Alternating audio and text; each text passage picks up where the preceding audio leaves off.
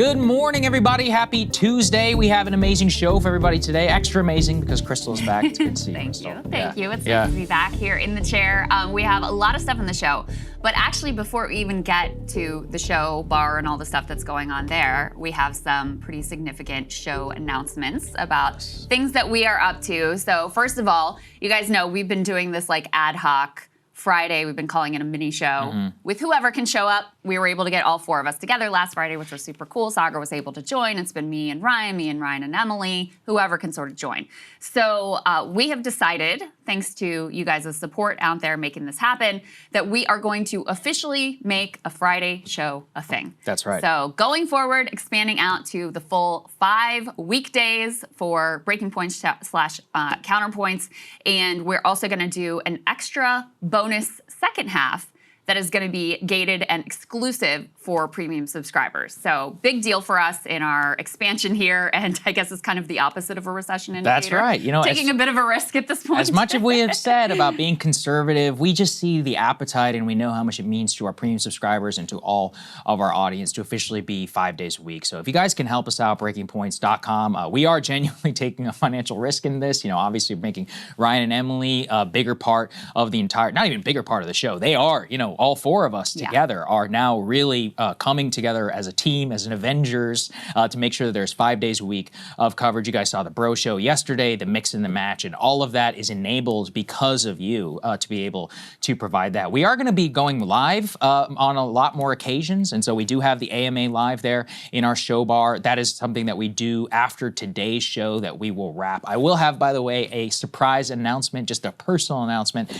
that will drop exclusively in our AMA and for our premium subscribers early. But more importantly, this is just about being able to find 5 days a week, more opportunities for lives. We're building more opportunities to get the Breaking Points community actually engaged, utilizing our platform, you know, be able to deliver the show in any possible way that we can. And so broadly, this is just about taking a risk at this time when we know that it is financial precarity for all of you and also, frankly, for us. But we do still feel that it's really, really important to try and to take this risk right now. And so that's just something, if you could help us out, breakingpoints.com, as I mentioned. But just finally, and this is very important because as I just acknowledged that there's a lot of uncertainty right now, for our free audience, for the people who watch the show free or who listen right now on Spotify, you are just as valuable to us. The way that you can help us, if you cannot afford it, is to like the show, to subscribe, hit the subscribe button on YouTube, subscribe or follow on Spotify and or Apple. And more importantly, if you're a podcast listener,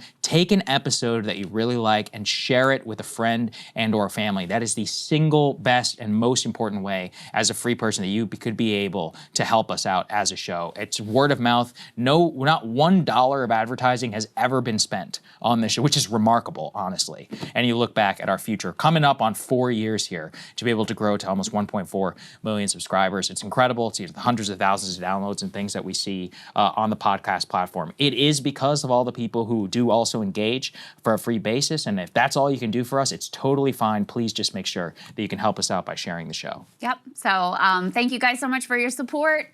Onward and upward. Excited about what is to come for the year for Breaking Points. And let me tell you, I really enjoy that Friday show. Yeah, it's fun. I like the Friday show. I like it too. It's fun. It would be, with the pace of news, the Monday show would be just unmanageable. Yeah, it would just be late and it would be edited and yeah, I mean, originally. By the time you get to Monday, all the stuff that happened on Friday, it's like old news because 35 other major things have happened, so. It is inconceivable. I mean, when we launched, you know, just penciling budget and all of that, we were looking at 3 days and we're like, oh, maybe we can make this work. And so to be in a position where we have, you know, not just us, it's not even just about the 4 people you guys see in front of the camera. There's a whole team of people in the room back over there making sure that this stuff gets cranked out on, you know, it's edited. We have entire novel processes that we've actually developed. You know, I've spoken with many creators and they are blown away by our timeline and the team that we have assembled that is able to export a show, deliver it across multiple different platforms, and do all of these things. I mean, they're working on a weekly editing basis. Our guys can turn it around in sometimes 22 minutes. Yeah. Very often, they're editing things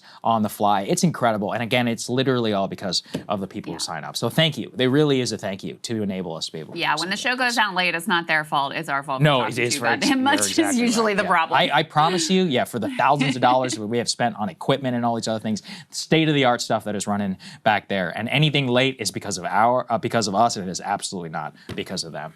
All right, so let me run quickly through the show bar here. We had Bukele at the White House yesterday, Trump announcing that he wants to send U.S. citizens now to Bukele's torture dungeon, so we'll talk about that. Trump approval rating is down. We've got the latest numbers. He has announced he may be backing off some of the auto tariffs. At the same time, we're getting new retaliation from China. They've halted all Boeing orders. Dave Smith is going to join us. Don't know if you guys checked out any of his debate with Douglas Murray on Joe Rogan's podcast. Going to get his reaction to that and some other things as well, especially some of the crackdown on any dissent vis-a-vis Israel. I am taking a look at Trump's tariff war as class war. Saagar, what should I say about your monologue? I just say it's a surprise. It's a surprise for everybody who's there. Just book recommendations. I'm joking. There's something there that you can find out if you become a premium subscriber. You will find out eventually whether you're a premium subscriber or not, but premium subscribers in that AMA Live will give you the sneak peek. Okay, let's go ahead and get to the Oval Office yesterday. President of El Salvador, Nayib Bukele, was in town. Obviously, this was very significant for a number of reasons. This administration has sent somewhere around, at this point, about 250 migrants into that prison. We now know that approximately 90% of them, in spite of being told that they were gang members and the worst of the worst, 90% have no criminal record. We have learned some of the details of those individuals. And one of those individuals in particular, Kilmar Abrego Garcia, the administration admitted that they sent him there in error. The Supreme Court then came in and said, you got to try to get this guy back. You have to facilitate his release. They are just completely stonewalling. They're pretending like the Supreme Court actually sided with them and said they don't have to do anything. So a lot of questions about what the response from Bukele would be, how Trump would interact with him, etc. But before any of that occurred, the two of them, Trump and Bukele, were actually caught on a hot mic with Trump, and you have to listen carefully, but Trump telling Bukele that next he wants to send to his prisons the quote-unquote homegrowns, and that Bukele may need to build 5 more of those facilities to house the U.S. citizens that Trump now wants to send to that notorious CCOT facility. Let's take a listen to how that went down. Homegrown criminals next. Yeah. I said, homegrowns are next. The homegrowns built. You got to build about 5 more places. Yeah, that's fair. All right. It's not big enough. No, yeah. Come on. And it wasn't only in this hot mic moment. Apparently the El Salvador press was there, but the whole pool wasn't. I don't know where that stream came from, but they were streaming that live, and obviously we all. It was the El Salvadorian government. It wasn't even the El Salvadorian media. Now, why exactly El Salvadorian government is allowed to live stream straight from the Oval Office, that's beyond me. There's probably the tertiary amount of concerns, as well as Mr. Bukele's outfit that was happening. You're absolutely right. There were a number of comments made there by President Trump in the Oval Office, very defiant on the Abrego Garcia case, as well as proposing on multiple occasions sending U.S. citizens to this prison. Let's take a listen. Mr. President, you said that if the Supreme Court said someone needed to be returned, that you would abide by that. You said that on Air Force One just a few days ago. And they said that it must be facilitated. Why don't you just say, isn't it wonderful that we're keeping criminals out of our country? Why can't you just say that? Why do you go over and over? And that's why nobody watches you anymore. You know, you have no credibility. Please, go ahead. I promise you, if he was your neighbor, you would move right away. So you don't plan to ask for it? But the Supreme Court is asking to... And what was the ruling in the Supreme Court, Steve? Was it 9-0? Yes, it was a 9-0 in our favor. In our favor, against the district court ruling, saying that no district court has the power to compel the foreign policy function of the United States.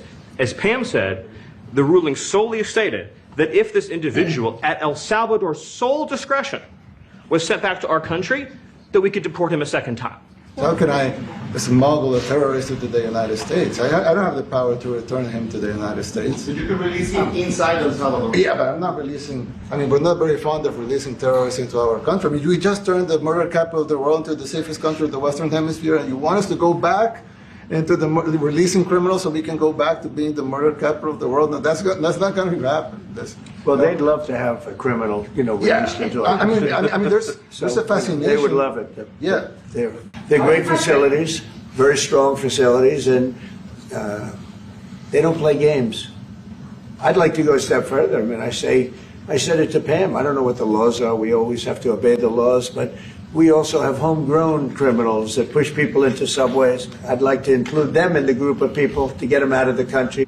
So you can see there, not only doubling down, but the most significant comment made from Bukele was saying, quote, what did he say? I don't have the power to bring back Abrego Garcia. This is where it is obviously preposterous. Bukele is getting paid $6 million from the United States government. Furthermore, he has literal unilateral authority over who goes in and out of CCOT, so he actually could release him if he could. And this is one where the government and Stephen Miller is saying there, oh, it was 9-0. I mean, he is correct in that it's 9-0 by saying that it is 9-0 in not ordering it in the same way the district judge said you have to go get him back. But it was very clear about the facilitation of return. And what was it? We turned it over to the district court where there continues to be adjudication over specifically the lengths and the process through which the United States must return Abrego Garcia. It is clear cut. It is beyond obvious. You know, the state admitted in its court filing, Abrego Garcia should not have been sent to El Salvador. Period. End of story. We can talk all day long about the hold on the deportation order, etc., but it is clear as day. He had a hold for deportation. He was sent there by their own admission. It was a quote-unquote mistake. The Stephen Miller has now claimed that it was a mistake to admit that it was a mistake. Right. And that is not true. That fired Solicitor General who said that in a court filing, apparently, I was actually reading from a legal expert that he has a decent enough case for defamation, actually, against the government because they're claiming that he basically lied in a court filing. Jonathan Turley, who is a Republican, Trump sympathetic, Fox News kind of a guy, who was like, he's got a case for defamation. Yeah, the dude that they fired because he admitted in court that this was a mistake, which also wasn't just admitted in court. It also, as Saagar said, was part of this court filing. He's been there for 15 years. He served in the same or similar role under the first Trump administration. You know, he has been a reliable advocate for whatever the government's position has been. So, Stephen Miller called him a saboteur. That's right. And a Democrat. As if he was in there intentionally trying to blow up this case. I just want to read for everybody because what Stephen Miller is portraying here and what Republicans are trying to portray the Supreme Court decision as is just total and complete garbage. Let me read to you the specific language of this order that came down from the Supreme Court. They say, the rest of the district court's order remains in effect, but requires clarification. That's what they're holding their whole thing on, is this line that it requires clarification. The order properly requires the government to facilitate Abrego Garcia's release from custody in El Salvador and to ensure that his case is handled as it would have been had he not been improperly sent to El Salvador. The intended scope of the term effectuate in the district's court order is, however, unclear and may exceed the district court's authority. The district court should clarify its directive with due regard for the deference owed to the executive branch in the conduct of foreign affairs. So they didn't even say, don't effectuate, or that was wrong. They're saying, we want some clarification from the district court here. But they said incredibly clearly that the government needs to facilitate the release, and they also tell the government that it needs to be prepared to share what it can concerning the steps it has taken and the prospect of further steps. The government has completely stonewalled here. They're lying about what the order actually said. And just think about it, like taking the legalese out of it. From a human perspective, if you fuck up, you try to fix it. That's right. This is a fuck up of massive life-altering proportions. We have no idea at this point what the condition of this man is. He's been sent into this prison, known for human rights abuses, for withholding food. We know that an extraordinary number of detainees there have actually died while they're in custody. This is a horrible place to be that he has been wrongly sent to. And not just him, by the way. Of the 238 original immigrants who were sent there, as I mentioned, 90% no criminal record. 5 had felony arrest records. 5. And we were told these were the worst of the worst. So on top of all of that, what we've been warning about is, hey, if you can throw these people into this dungeon for life with no due process, this isn't just about what they can do to immigrants. This is about what they can do to anyone. This is about all of our rights. What could have kept them, since their position is once they're in El Salvador, it's over, it's gone, we can't do anything, and Bukele's position is I can't do anything either. What is to keep them from sending anyone that they want. And as long as they get the plane in the air before the court can come in and say you can't do that, then they can do whatever they want to people. And so when you have Trump here, not only on the hot mic, and he had previously said, hey, maybe I'll send American citizens there, on the hot mic telling Bukele, next up is the homegrowns, you need to build more facilities, and then confirmed in the questioning. And he said, he made this comment that I wanted to get your reaction to in particular, Saagar. He said specifically in response to a reporter asking if he would deport U.S. citizens, quote, what, you think they're a special category of person? Right. Yes. Right. Yeah, I mean, no. Your thoughts? Well, what thoughts? I mean, it's just outrageous. And I think what people need to understand is that the step-by-step that the government has taken is one that has revealed itself over the last several months. I keep resuscitating an old Vietnam term, credibility gap. And the credibility gap is, like you said, they said that it was the worst of the worst. Now, we know categorically now that that is just simply not true, considering the overall criminal record. They also said that they were using a tattoo or whatever to identify, which actually sounds, it rings true to a lot of people. That's very often that gangs use tattoos to do affiliation. Go look at any prison system in the United States. It's one of the #1 ways that you do gang classification, right? So, but again, now we have continued to see there's huge holes in the story, and there's been a number of these people, the gay barber, for example, being one of them, where it is just like blatantly obvious that at the very least, like what they're saying is completely untrue, if not outright false. Then you take it a step further for deportation.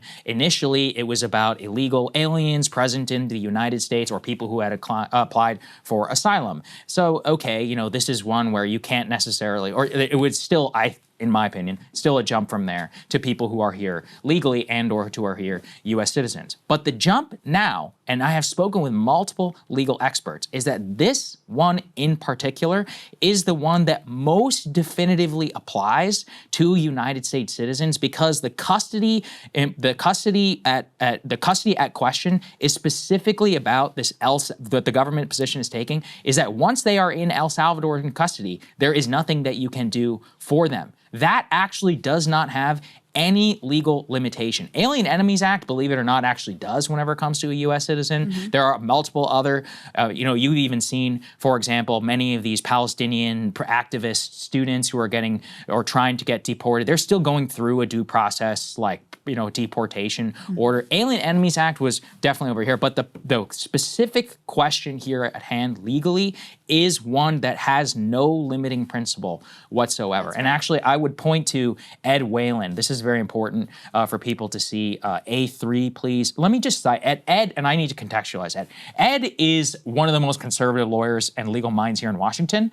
Ed is a guy who went to bat harder than anyone I know for Brett Kavanaugh. I'm trying to contextualize he's like who this person is. Antonin Scalia fan. His I really ideological ground. Unless you're in the mold in the DC world, you don't quite understand how important it is for Ed to speak out on something like this. So, okay, with all that on the table, quote, outrageous misrepresentation of the Supreme Court ruling. The unanimous court ruled that a district court order properly requires the government to facilitate Abrego Garcia's release from custody in El Salvador and to ensure that his case is handled, and it would have been had he not been improperly sent to El Salvador. Yes, the court also stated that the intended scope of the term effectuate in the district court's order is, however, unclear and may exceed the district court authority, and it told the district court to clarify its directive with due regard for the deference owed to executive branch in the conduct of foreign affairs. But due regard does not mean the district court couldn't give any teeth to effectuate. In any event, the district court dropped effectuate from its revised order, so this is all irrelevant. The duty to facilitate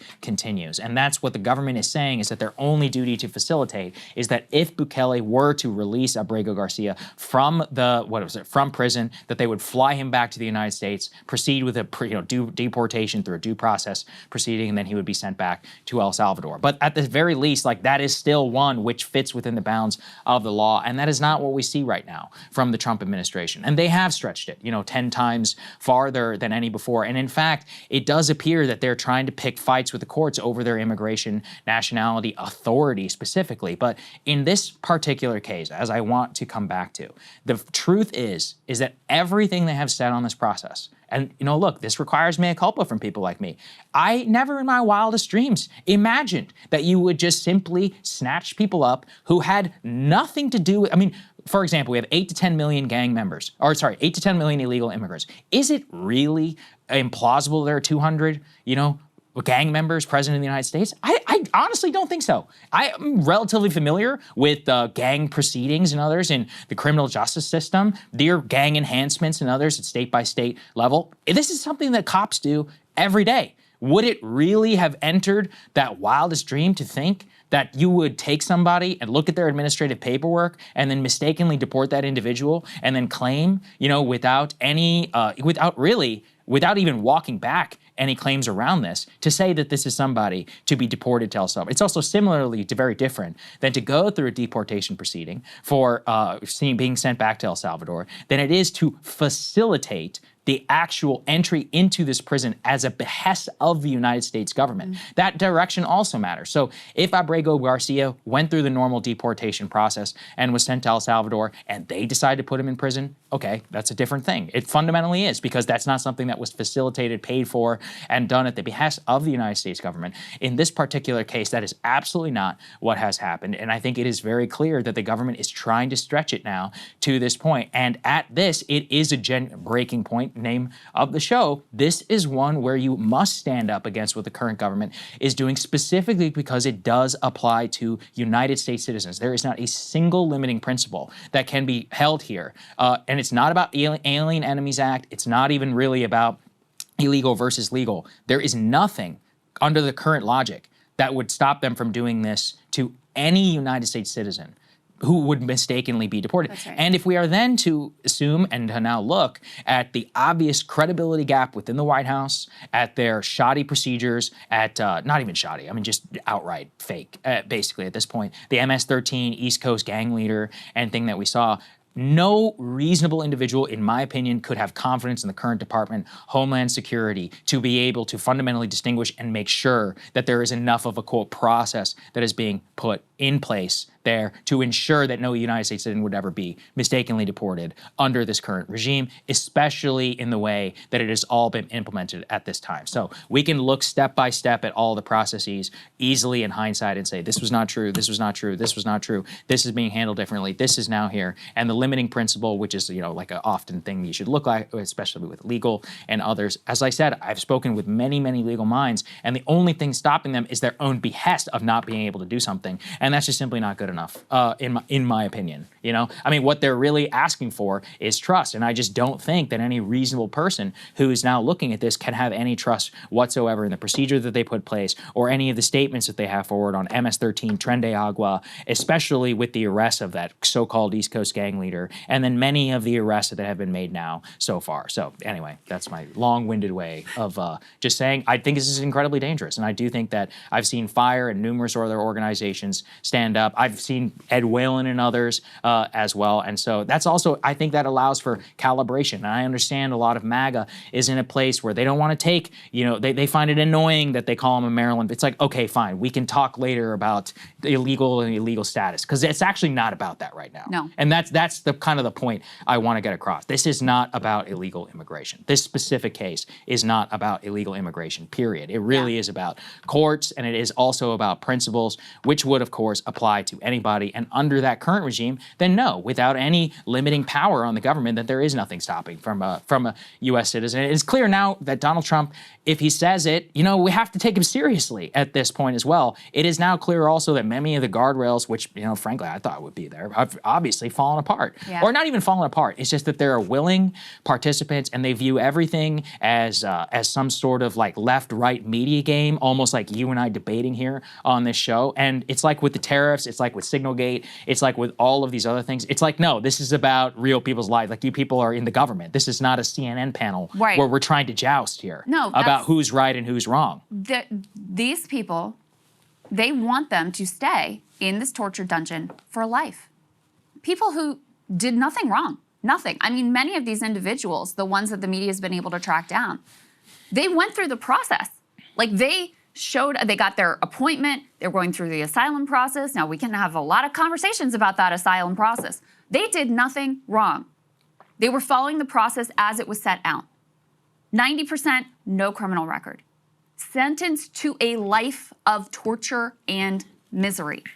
And the administration knows that. They know that. They're not fools. They know what they've done.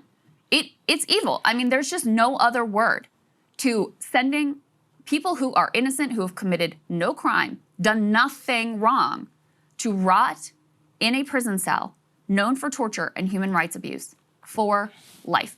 That's what we're talking about here. And you mentioned, a breaking point yesterday. I had the same reaction of, obviously I was concerned about this administration coming in. I've been deeply concerned about the actions that have been taken. When this initially occurred, I was really deeply concerned about where not only that action, but where would ultimately lead. But now you have them in open defiance of the Supreme Court. I mean, just lying about what the Supreme Court even said. You have them committing to keep someone they admitted they messed up by sending down to this prison. They are dead set on keeping that man in that prison for his entire life, however long that lasts. And now, on camera, multiple times, Trump is out there. Next up is American citizens. That is a dramatic escalation of authoritarianism. And I'm glad to see, yourself. I'm glad to see others. I'm glad to see Ed Whalen. But I have to say, not one Republican politician, not one. Well, they can't. Not a Rand Paul, not a Thomas Massey. Yes, they can. Well, yes, they can. They can, but we've seen. On certain issues, they have broken with this president occasionally. And to just completely, these are people who hold themselves, here's the Constitution, and who've held themselves out as these constitutional conservatives. The President of the United States plans to completely deny due process to U.S. citizens and throw them in a foreign prison. And not one person wants to speak out about that. That, to me, is astonishing. And let me go ahead and put up on the screen. Let's go to these last pieces, this most recent case that we're learning about. Because the more we're learning about these individuals, the more you can see, anyone they could grab who is Venezuelan, they grabbed. Put up, I believe it's A6, guys, this 19-year-old migrant from Venezuela who had come with his dad. This is a photo of him with his father. Put the next piece up on the screen. This was by this news outlet. It's called Documented. So they were living in New York. This is the kind of quintessential story. They got their point. They came across the border. They got put on a bus to the infamous Roosevelt Hotel in New York. They're working at unpacking Temu packages by the airport. There's a lot going on. And so his son is coming back to the apartment after running some errands and just steps from his home. ICE agents stop him. They grab him and two other boys right at the entrance of our building. This is his father. One of the ICE agents said, no, he's not the one, like they were looking for someone else. But the other said, take him anyway. This one, no criminal record, did not even have a tattoo, not that that's any sort of justification.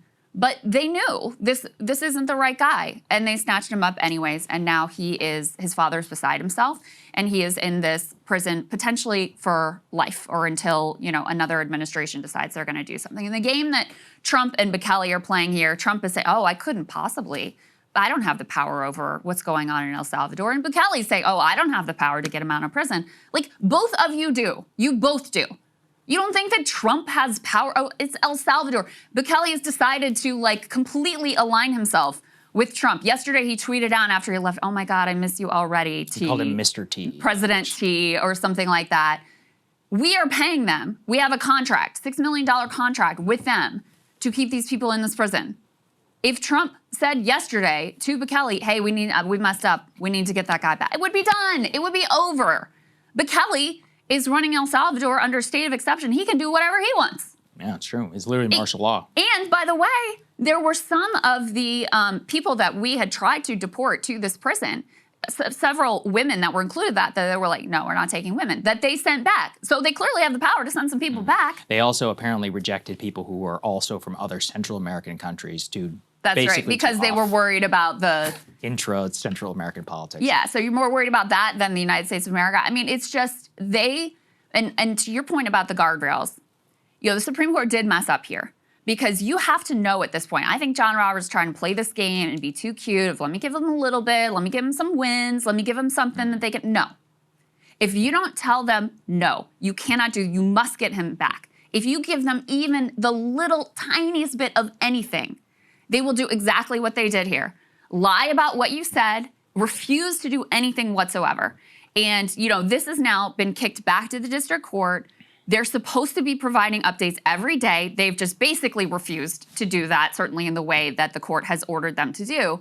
And they're certainly inching up to that district court judge holding them in contempt. I fully expect that to go back to the Supreme Court. So there are still things working their way through the judicial process. But at this point, you have to say that they are openly defying certainly the spirit of the court order.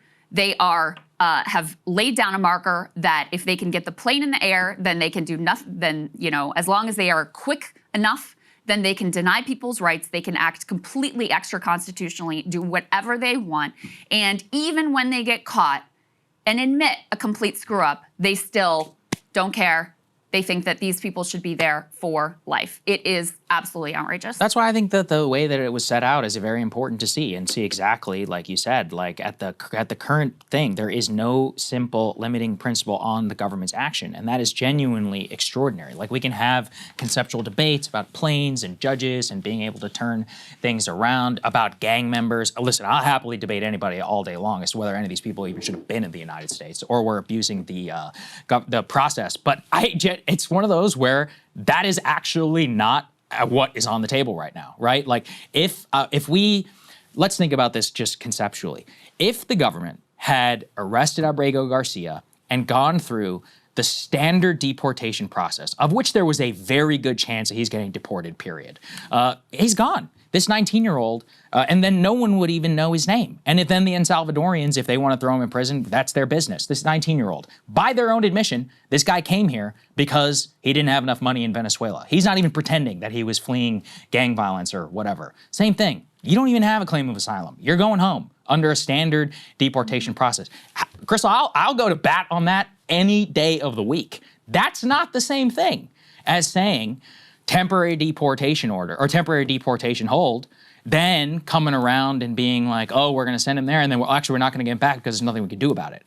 And this is what I want the MAGA folks to really understand, because they are conflating the two. Right. They're saying, oh, I break over. And I'm like, listen, I'm with you, all right? You know, why is a guy who's been here illegally since 2011, doesn't claim asylum until 2019? Should he really be in the United States? No, obviously. For me, I think a lot of people agree with that sentiment. They voted for that. Now this is not even within the realm of, when you're asking about MAGA and all of those other folks, they are so triggered. And listen, I understand this. Whenever people, you know, I see the media, Maryland father, and all talking about all this, I get it. I totally understand, because you're basically conveying citizenship effectively on somebody who is not a citizen. You know, even in a lot of these other cases, they're going to look exactly like what I just did and be like, oh my God, you know, they're claiming this guy is like Mother Teresa or whatever. And it's like, okay, well, he didn't even follow basic precepts of law. It's not about that right now, because we can't. And in fact, if the government had simply followed the basic laid out process and had gone through an ICE hold and a deportation order, of which they are well within their ability, as they continue to do right now, they could say nothing about, nobody except the ACLU and some open borders lawyers would be talking about this. You would be on the most winning ground. I'm talking politically now. However, by doing this, you are actually poisoning the well, just like they did with tariffs, for any sort of faith and credibility, even from many people who support your supposed policy, to be able to believe a word that you say. And that is where I find myself looking at this, is that there was, and this, you know, we talked about this with Glenn in particular. He's like, look, nothing stops you from doing the deportation to your own home country. Literally nothing. Yeah. So do that. You know, again, with that Barber guy, like, really? Like, you know, we're really going to take this asylum claim seriously? Like, I'm sorry, I don't. And, you know, fine, we can argue again about that all day long. Fine, send him back to Venezuela. But, you know, sending somebody to a prison, or even in this particular case, admitting that you shouldn't have done so, and under no pretense of a process, and then also no pretense of even pretending to bring somebody back, it's simply not the same debate. And by putting yourself on this debate, in my opinion, and I'm curious what you think, I actually do think this is a big demarcation point for the government, where a lot of people yes, MAGA politicians and all of them may not be talking. There are a lot of normal conservative MAGA folks and others who agree with deportation who are like, yeah, I'm out on this one. And I think that they have done that with the tariffs. They've done that with the credibility, a lot of that with Doge. We'll talk about Doge soon, won't we? About you know, some of their redefinitions. At a certain point, you got to get the hood pulled over from your eyes. Yeah. You know, you can support a lot of these things in principle, and you can also criticize, I think, a lot of the ways that, not even about practicality, but seeing genuinely on the facts of the matter, they're not the same thing as to what the government is trying to argue. Because, you know, every time Stephen Miller opens his mouth, he's talking how I am about, oh, somebody who came here illegally. It's like, no, that's not what we're talking about here, though. You could have easily deported him. Again, nobody would have said anything. Except for the ACLU and a bunch of other like Catholic charities organizations, and nobody really cares what they have to say. But that's not what we're talking about here. You made this into a national case for basically no reason. Well, actually, no, I think we do know the reason. It's because they want the maximum ability. And this is what they want. Last thing, I'm sorry droning on, but the point about mass deportation is it's actually not happening. It's just, the truth is that the numbers are not that high.